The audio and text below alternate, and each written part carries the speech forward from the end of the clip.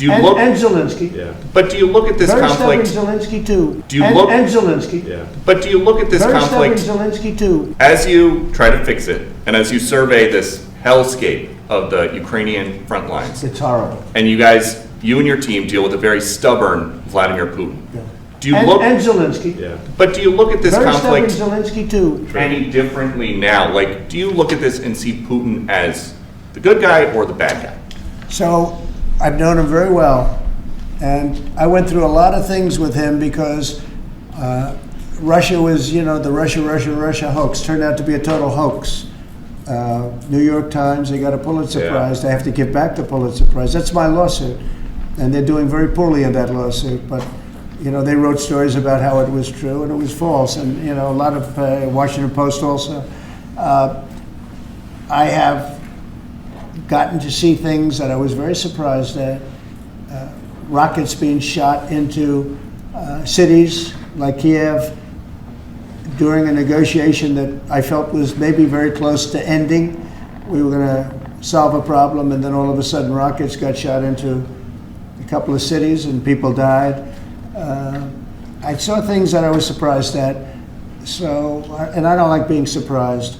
So I'm very disappointed in that way. With that being said, I'd like to see it end, country. But it's very important. So many of the things that you're trying to do are held up in court right now. If the courts are going to have so much influence over U.S. policy, do you wish you would have just become a judge instead? Yeah, well, look, it wasn't meant to be that way. If you look at the founders, the president had certain powers, and you have your three groups, and they all had supposed to be pretty equal powers.